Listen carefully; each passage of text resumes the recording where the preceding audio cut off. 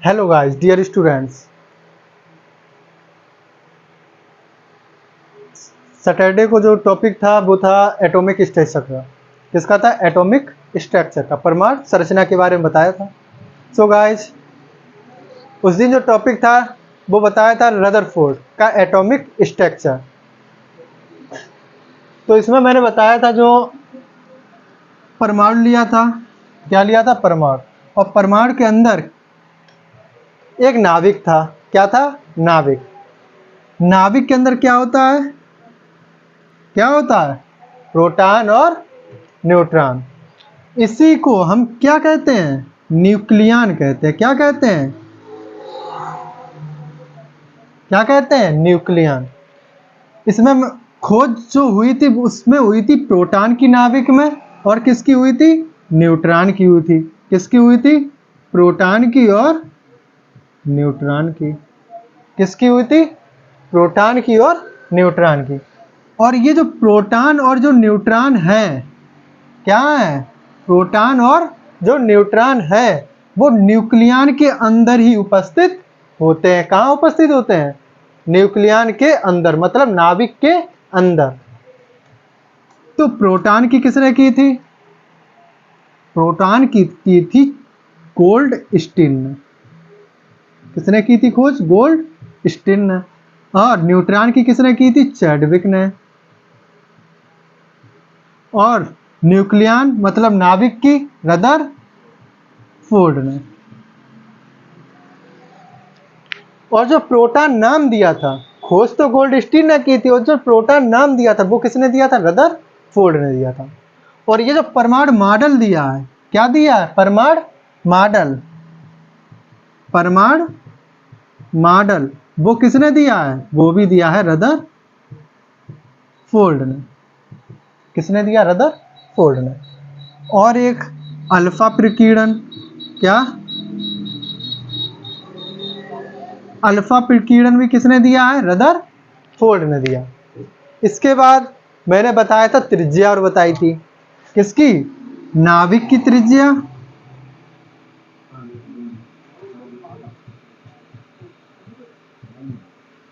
नाभिक की त्रिज्या कितनी थी? 10 की पावर -15 मीटर, मतलब 1 फर्मी के बराबर था। और परमाणु की त्रिज्या,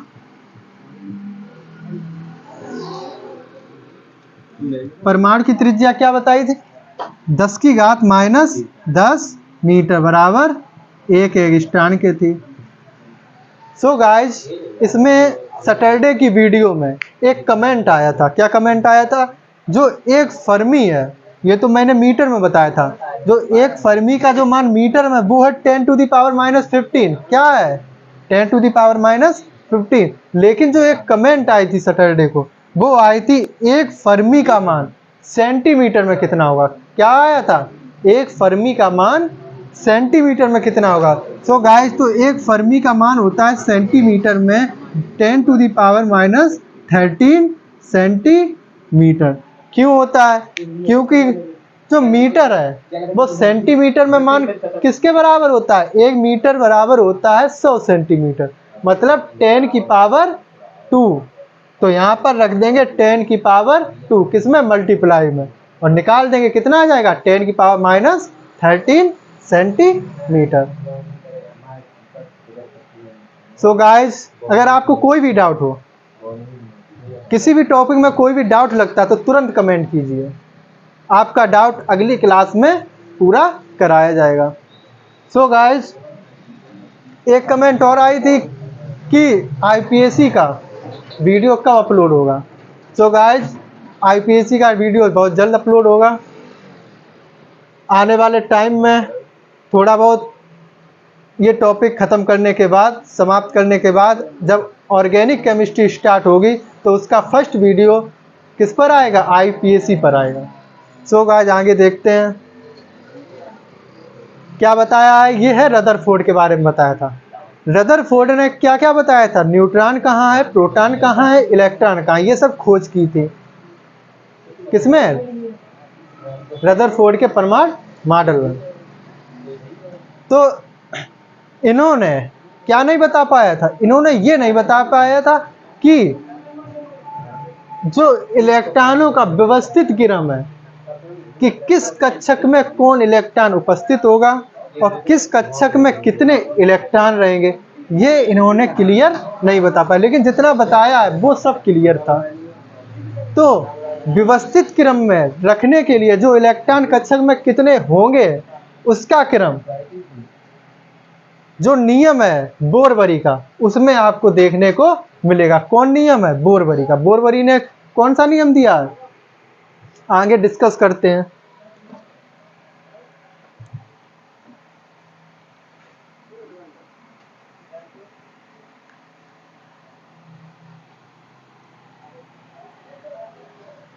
सो गाइस, क्या नियम है? बोरबरी। बोरबरी ने क्या नियम दिया? परमाणु मॉडल के बारे में।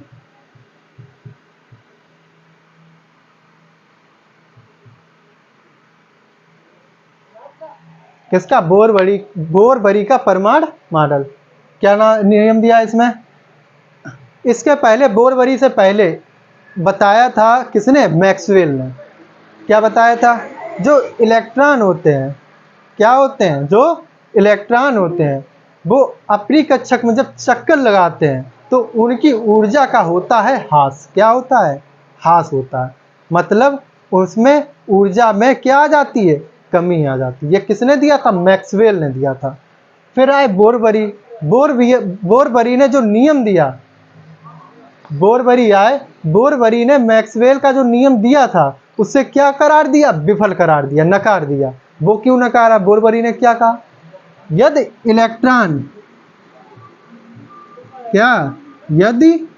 इलेक्ट्रॉन अपनी कक्षक में चक्कर लगाते हैं तो उनमें ऊर्जा का ह्रास नहीं होता। वो क्यों नहीं होता? इन्होंने बताया मैक्सवेल के नियम में, मैक्सवेल ने कहा ऊर्जा का ह्रास होता है, तो बोरबरी ने उस नियम को नकार दिया। क्या कहा? यदि ऊर्जा का ह्रास होगा, क्या होगा? ऊर्जा का ह्रास होगा तो जो इलेक्ट्रॉन है उसकी ऊर्जा में कमी आ जाएगी और किसी दिन ऊर्जा समाप्त हो जाएगी। इलेक्ट्रॉन की जो ऊर्जा है चक्कर लगाने की, वो क्या हो जाएगी? समाप्त हो जाएगी। और अगर समाप्त होगी तो वो इलेक्ट्रॉन नाभिक में गिर जाएगा, और नाभिक में अगर गिर गया तो इलेक्ट्रॉन होता है निगेटिव और प्रोटॉन में आता है पॉजिटिव। तो ये इलेक्ट्रॉन निगेटिव और पॉजिटिव जब आपस में मिल जाएंगे तो क्या हो जाएगा? नाभिक में विस्फोट हो जाएगा। क्या हो जाएगा? विस्फोट। तो ये क्या बोरबरी ने कहा कि इस नियम को नकार दिया। किसका? मैक्सवेल। तो बोरबरी ने फिर नियम दिया। क्या नियम दिया? बोरबरी ने कहा कि जो इलेक्ट्रॉन होता है, क्या होता है? इलेक्ट्रॉन वो अपनी कक्षक में जब चक्कर लगाता है तो उसमें ऊर्जा की कमी नहीं होती है, वो स्थायी रूप से अपनी कक्षक में चक्कर लगाता रहता है। और इन्होंने बताया, क्या बताया? कि जब इलेक्ट्रॉन, जो इलेक्ट्रॉन है, क्या है? इलेक्ट्रॉन अपने से उच्च ऊर्जा स्तर वाले कक्षक में प्रवेश करेगा तो उसे बाहर से ऊर्जा लेनी पड़ेगी। कहाँ से लेनी पड़ेगी? बाहर से ऊर्जा लेनी पड़ेगी, मतलब बाहर से ऊर्जा ग्रहण करनी पड़ेगी। यदि वह अपने से उच्च ऊर्जा वाले स्तर वाले कक्षक में प्रवेश पाएगा तो क्या करना पड़ेगा? बाहर से ऊर्जा को ग्रहण करना पड़ेगा। यदि वह अपने से निम्न वाले में जाता है, कहाँ जाता है? अगर ये इलेक्ट्रॉन अपने से निम्न वाले में जाएगा, कहाँ जाएगा? निम्न कक्षक वाले में जाएगा, तो उसे अपनी ऊर्जा का क्या करना पड़ेगा? ह्रास करना पड़ेगा। क्या करना पड़ेगा? ह्रास। मतलब अपनी ऊर्जा को क्या करना पड़ेगा? कम करना पड़ेगा, तभी तो वो इसमें आएगा। लेकिन उन्होंने ये भी कहा, बोरबरी ने क्या कहा? इलेक्ट्रॉन अपने से उच्च कक्षक में तब तक रह सकता है, कब तक रह सकता है? तब तक रह सकता है जब तक उसके पास पर्याप्त ऊर्जा है, और जैसे ही उसकी खत्म हुई ऊर्जा जो उसे बाहर से मिली है, वैसे ही वह अपनी ही स्थायी कक्षक में वापस लौट आएगा। ऐसे ही निम्न कक्षक में कब तक रहेगा? जब तक वह निम्न कक्षक वाली ऊर्जा उसके पास है। जैसे ही उसकी ऊर्जा में क्या हुई? वृद्धि हुई, और वैसे ही वह अपनी स्थायी कक्षक में प्रवेश कर जाएगा। तो इसका मतलब क्या है? जो इलेक्ट्रॉन है वह अपनी स्थायी कक्षक में ही क्या रहेगा? चक्कर लगाता रहेगा। ये किसने कहा? बोरवरी ने कहा। इसके बाद बोरवरी ने जो इलेक्ट्रॉनों का व्यवस्थित क्रम है कि किस कक्षक में कितने इलेक्ट्रॉन रहेंगे और किस कक्षक में कितने इलेक्ट्रॉन रहेंगे और कौन इलेक्ट्रॉन किस कक्षक में रहेगा, ये किसने बताया? बोरवरी ने बताया। बोरवरी ने एक नियम दिया। क्या दिया? 2n स्क्वायर वाला। क्या दिया? 2n स्क्वायर वाला। इसमें n है ऑर्बिट, मतलब कक्षा। क्या है? कक्षा। n बराबर क्या? ऑर्बिट यानी कक्षा। तो इसके आधार पर ये 2n स्क्वायर का फार्मूला किसने दिया? बोरवरी ने दिया। किसने दिया? बोरवरी ने। ये भी याद रखना है।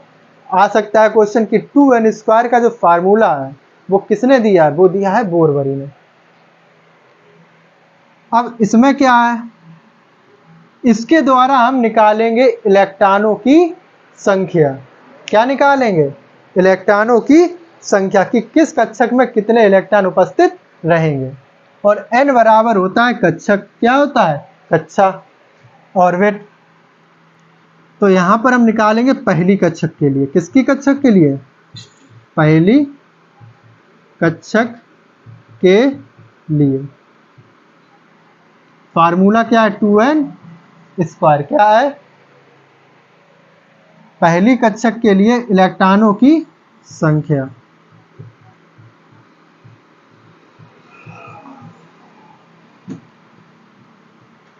अब यहां पर कौन सी कक्षक है? पहली। मैंने बताया कि जो n बराबर होता है वो कक्षक होता है। कक्षक कौन है? पहली। तो यहां पर n बराबर क्या रखा जाएगा? फर्स्ट रखा जाएगा, 1 रखा जाएगा, क्योंकि कक्षक पहली है तो n बराबर 1। कक्षक दूसरी होगी तो n बराबर 2। कक्षक तीसरी होगी तो n बराबर 3। ऐसे ही आगे बढ़ता चला जाएगा। तो क्या हो जाएगा? पहली कक्षक के लिए n बराबर क्या रख दिया? 1। तो क्या हो जाएगा? 2 इंटू 1, और चढ़ा है बर, चढ़ा दो बर। तो क्या हो जाएगा? 2 इंटू 1 का बर क्या है? 1 है। तो 2 बन जा 2। पहली कक्षक में इलेक्ट्रॉन कितने रहेंगे? 2 रहेंगे। दूसरी कक्षक के लिए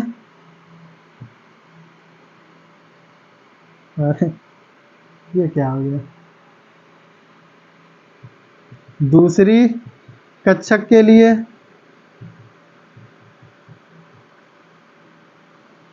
इलेक्ट्रॉन की संख्या, फार्मूला क्या है? 2n स्क्वायर है। तो 2 इंटू n का मान दूसरी कक्षक के लिए 2 हो जाएगा। तो 2 चढ़ा है बर, चढ़ा दो बर, 2 दूनी 4 दूनी 8। दूसरी कक्षक में इलेक्ट्रॉन कितने रहेंगे? 8 रहेंगे। इसके बाद तीसरी कक्षक में क्या हो जाएगा?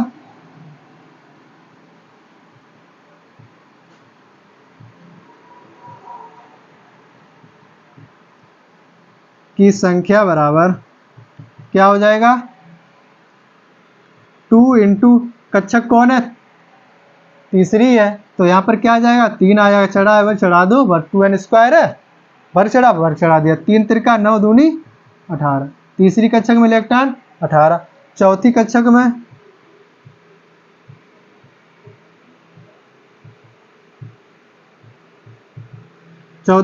क्या हो जाएगा? 2 इंटू 4 की पावर 2।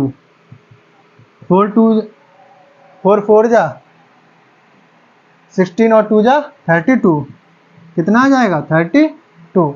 यानी कि पहली कक्षक में जो इलेक्ट्रॉन है वो कितने हैं? 2। इससे ज़्यादा इलेक्ट्रॉन पहली कक्षक में नहीं रखे जा सकते हैं।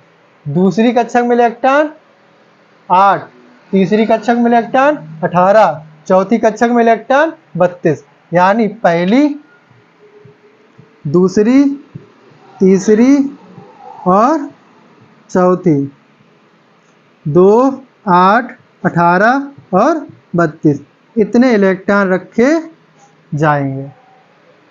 किसमें? जो बोरवरी ने नियम दिया है इसमें कक्षकें कितनी है? 4। पहली कक्षक में इलेक्ट्रॉन 2। कितने? 2। दूसरी कक्षक में इलेक्ट्रॉन 8।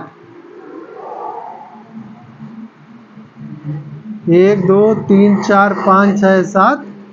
1 2 3 4 5 6 7 और 1 8। ऐसे इसमें कितने रखे जाएंगे, 2, 8, 18, फिर एक कक्षक बनेगी उसमें 32, 4 कक्षक होंगी। कितनी कक्षक होंगी, 4।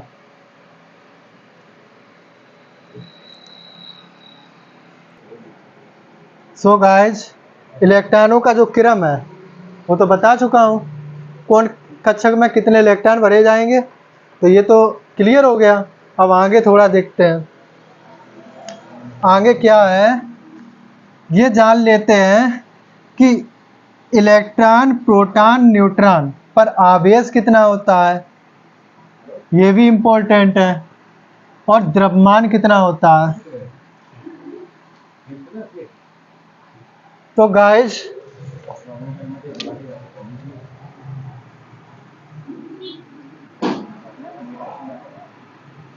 इलेक्ट्रॉन, प्रोटॉन,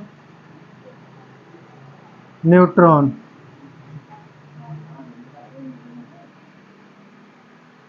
इस पर होता है नेगेटिव, इस पर होता है पॉजिटिव, और ये होता है उदासीन, इस पर कोई आवेश नहीं होता।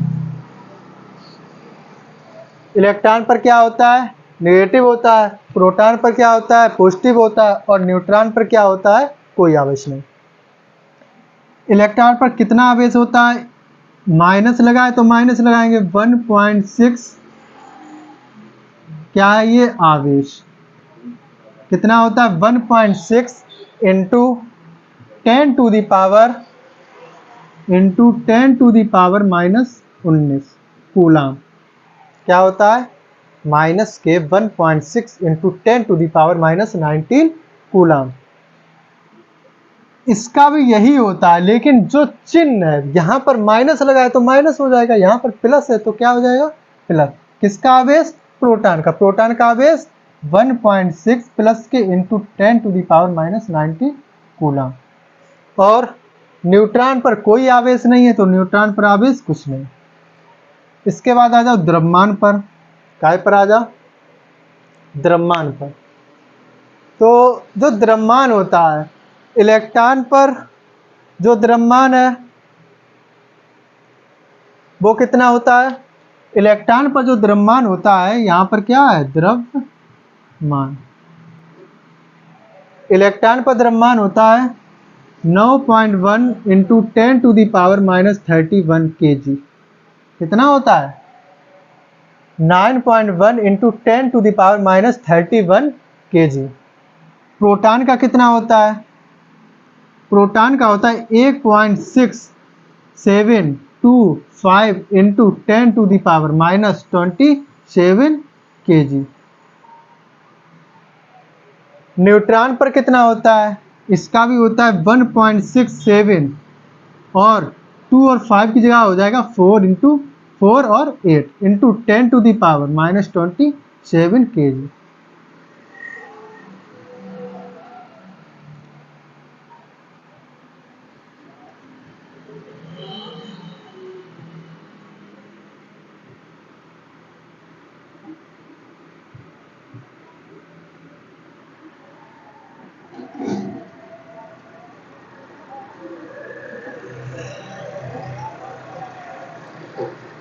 कितना हो गया, इलेक्ट्रॉन पर हो गया आवेश -1.6 into 10 to the power -19 coulomb. Proton पर हो गया 1.6 into 10 to the power -19 coulomb. काय का हो जाएगा, प्लस का हो जाएगा। इधर इलेक्ट्रॉन का द्रव्यमान कितना है, 9.1 into 10 to the power -31 kg। Proton का द्रव्यमान हो जाएगा 1.6725 into 10 to the power -27 kg। Neutron का हो जाएगा 1.6748 into 10 to the power -27 kg। अब कौन ज़्यादा है द्रव्यमान और कौन सा कम है, तो यहाँ पर देखो, पहले तो जो पावर है उस पर नज़र डालते हैं। यहाँ पर है माइनस के 31, इसका मतलब है ये माइनस का है, काय का है, माइनस का। ये माइनस का अगर नीचे अपॉन में जाएगा तो ये काय की घात हो जाएगी, प्लस की हो जाएगी। तो घातें हो जाएंगी, जीरो कितनी हो जाएगी, 31 हो जाएगी। कितने हो जाएंगे, 1 के आगे जीरो कितनी होगी, 31 1 होगी। और यहाँ पर ये नीचे जाएगा तो 27 होगी 0। यहाँ पर नीचे जाएगा तो कितना होगा, यहाँ पर भी 27 होगा। अब जो 27 है, पहले इनकी तुलना करें क्योंकि यहाँ पर तो घातें सेम है, तो इनकी तुलना करेंगे माइनस में। अगर जिसका मान घातों में ज़्यादा है, कैसा है, ज़्यादा है, वो मान हो जाता है कम। कैसा हो जाता है, कम। तो ये वाला हो गया कम, किसकी अपेक्षा, इसकी अपेक्षा। अब इन दोनों में देखते हैं, यहाँ पर भी 27 है माइनस के, यहाँ पर भी 27 है। अब इन दोनों की तुलना करनी है तो घात सेम है। अब आगे देख लेते हैं, यहाँ पर 1.6 है, यहाँ पर भी 1.6 है, यहाँ पर 7 है, यहाँ पर भी 7 है, यहाँ पर 2 है, यहाँ पर 4 है, और यहाँ पर 5 है, यहाँ पर 8 है। मतलब यहाँ 25 है, यहाँ 48 है। तो 25 ज़्यादा है कि 48? 48 ज़्यादा है। तो इन दोनों में कौन बड़ा है, नीचे वाला है, ये अधिक है। किसकी अपेक्षा, इसकी अपेक्षा। तो क्या हो जाएगा, इलेक्ट्रॉन ले लिया, द्रव्यमान का क्रम,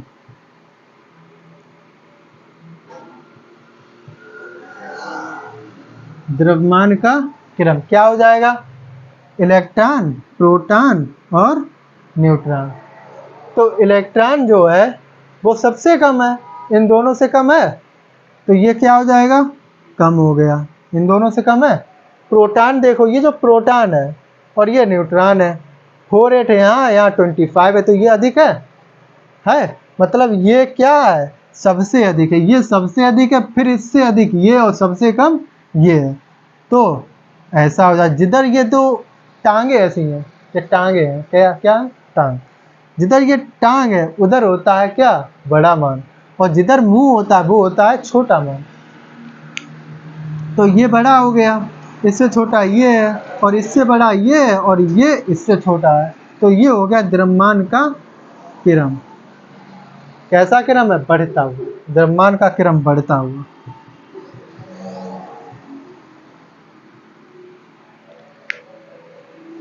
तो ये हो गया क्या, आवेश और द्रव्यमान के मान। तो अब आगे देख लेते हैं, और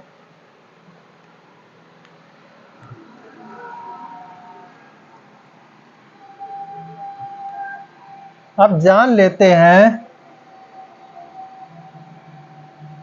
परमाणु भार मतलब द्रव्यमान संख्या, द्रव्यमान संख्या, परमाणु संख्या मतलब परमाणु क्रमांक, और इसके बारे में जान लेते हैं क्या है, द्रव्यमान संख्या, इसी का दूसरा नाम है परमाणु भार। क्या नाम है, परमाणु भार। और एक है परमाणु संख्या,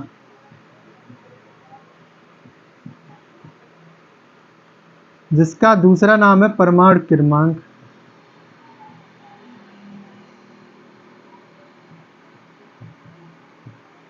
इसको इंग्लिश में कहते हैं एटॉमिक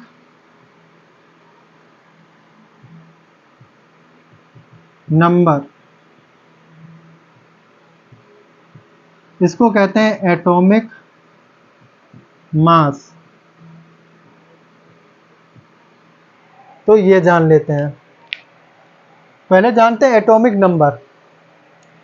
एटॉमिक नंबर जो होता है, कोई तत्व लेते हैं पीरियोडिक टेबल में, जैसे मान लिया सोडियम है, क्या है सोडियम,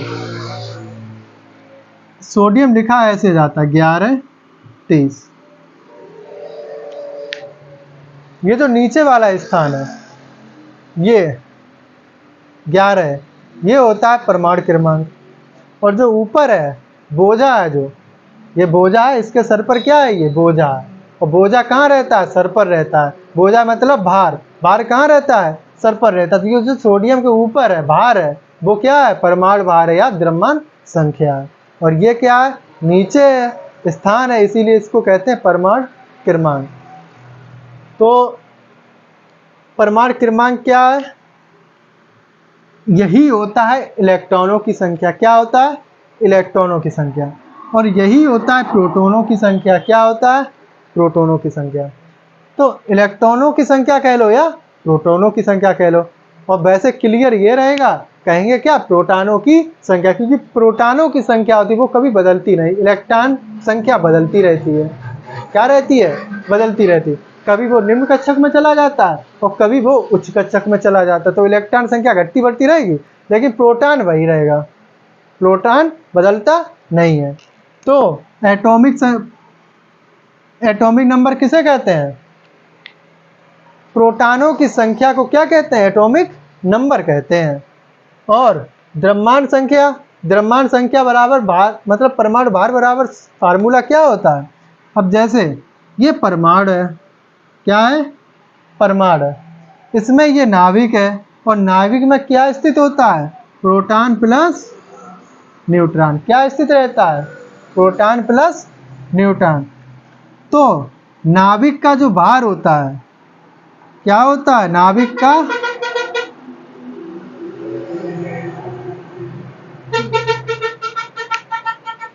ये जो नाभिक में प्रोटॉन और न्यूट्रॉन होते हैं, ये प्रोटॉन न्यूट्रॉन है, कहाँ है? नाभिक में है। और पूरा जो परमाणु होता है सिर्फ नाभिक को छोड़कर खोखला होता है। क्या होता है? खोखला होता है। वो पूरा भार कहाँ होगा? नाभिक में होगा, परमाणु के नाभिक में होगा, क्योंकि नाभिक कैसा होता है? ठोस होता है, और टोटल जो भाग है वो कैसा होता है? खोखला। तो नाभिक कहाँ पूरा भार होगा? नाभिक। परमाणु का भार कहाँ होगा? नाभिक में होगा। कहाँ होगा? नाभिक में। तो क्या हो जाएगा? भार बराबर P प्लस एन। क्या हो जाएगा? P plus N. ए हो गया द्रव्यमान संख्या, P हो गया प्रोटॉनों की संख्या, N हो गया न्यूट्रॉनों की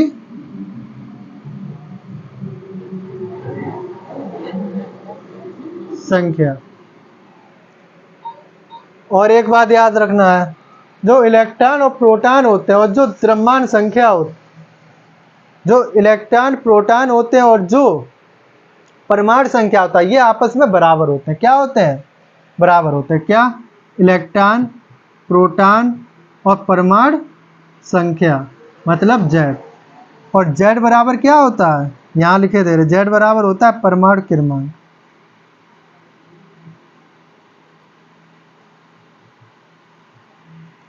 और E बराबर क्या होता है?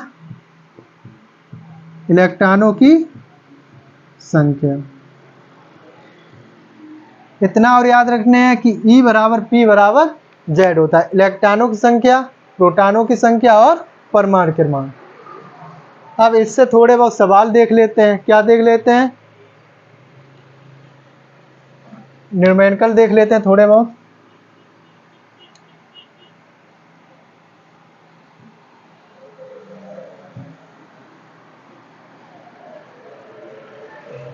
पूछा जाए कि सोडियम 11Na23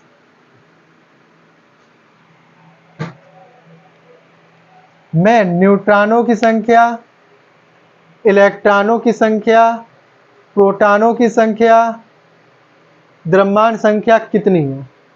तो क्या हो जाएगा?